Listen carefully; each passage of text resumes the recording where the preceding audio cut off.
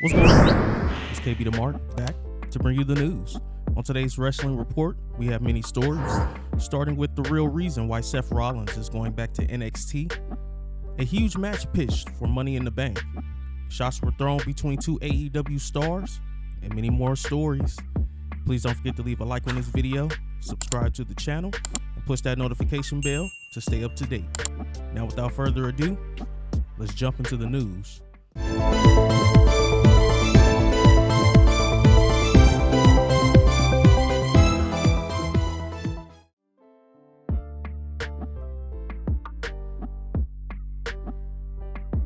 Over the last year, WWE has used main roster stars in NXT to work with the younger stars.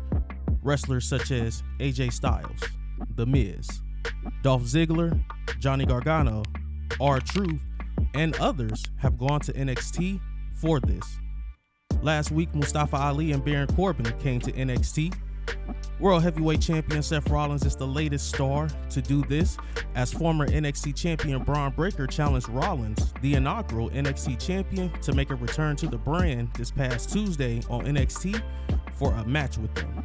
While speaking on Wrestling Observer Radio, Dave Meltzer pointed out that WWE President Nick Khan mentioned during one of his public talks a few weeks ago, this is part of an ongoing strategy to make NXT a third brand and not as a developmental system.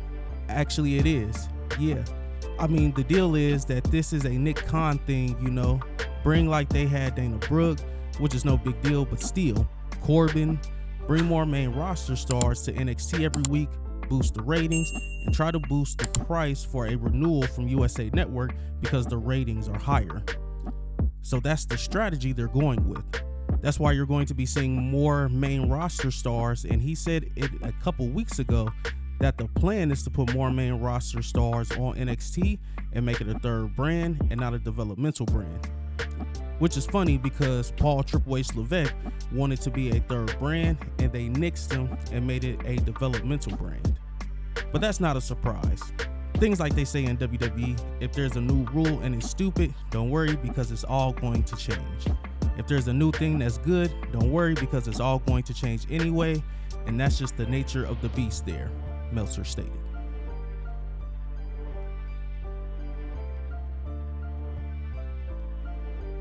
August could be an interesting time for Edge and fans of the WWE Hall of Famer, as he is being advertised for the next WWE show in Toronto, Ontario, Canada.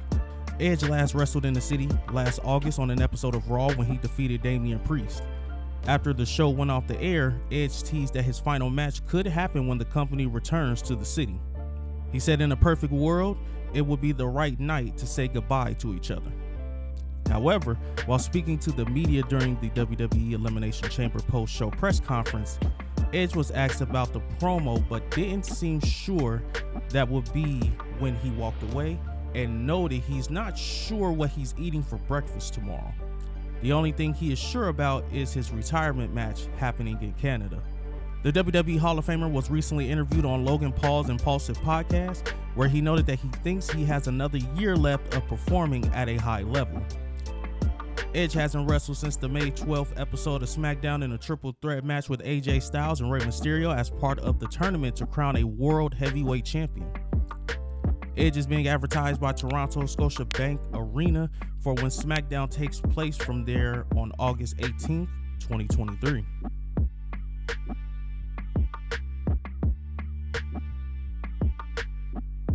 The ratings for the latest edition of WWE NXT are in. The show drew 615,000 live viewers on the USA Network, which is up from the 607,000 viewers the show previously drew a week ago. It did a .17 rating in the 18 to 49 demographic. The show did a .17 rating 1 week ago. Last week's show went up against NBA playoff competition that dominated the night and was the post-show for the Battleground event. It ranked number 5 in the top 150 shows on cable for the night, down from last week's number 4 ranking. The show on the same week last year did 657,000 viewers with an 18 to 49 demo rating of .14.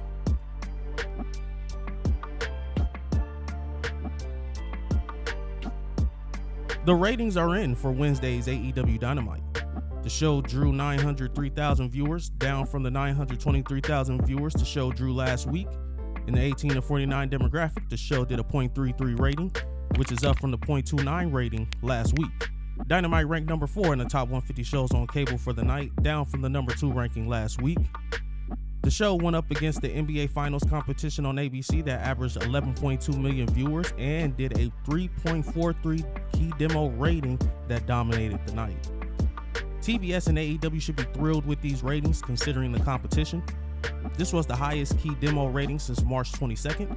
The show on the same week last year did 939,000 viewers with an 18 to 49 demo rating of .34.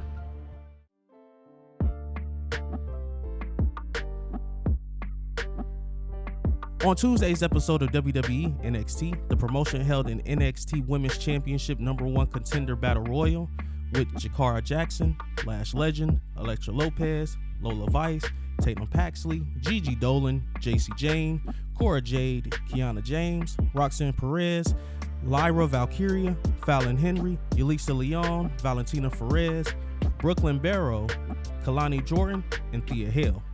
The final 3 in the match was main roster star Dana Brooke, Cora Jade, and Thea Hale, where Hale eliminated them both at the same time after being laid out only to enter the ring.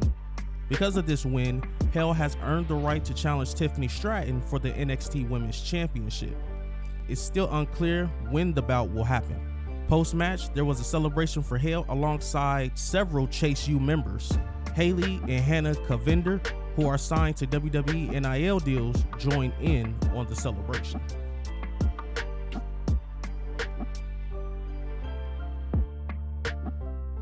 The feud between world champion MJF and Adam Cole kicked off on AEW Dynamite.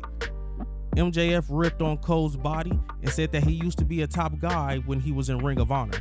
MJF also took a jab at him and his fiancée having him by the balls. MJF also referenced rumors he read online about the reason why he's not in WWE.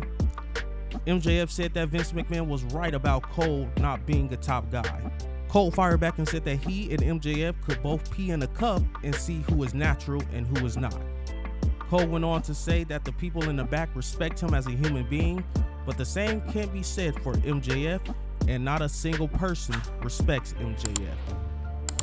MJF fired back and called Cole Keith Lee's manager, a reference to reports about McMahon wanting Cole to manage Lee on SmackDown a couple of years ago. At the end of the segment, MJF was angry enough to agree to face Cole one-on-one. That's it, guys. Thank you for tuning in. Please be sure to check out more videos from the channel. Remember to like the video, subscribe to the channel, and push that notification bell for daily wrestling videos. Once again, I'm KB the Mark, signing off. Until the next one. I started with nothing and came out a king. I've been the one that's been ballin' for rings. It's been me and my team and we chasing the green. My team be the shit, we ain't ballin' for free. My team be the shit, we ain't ballin' for free.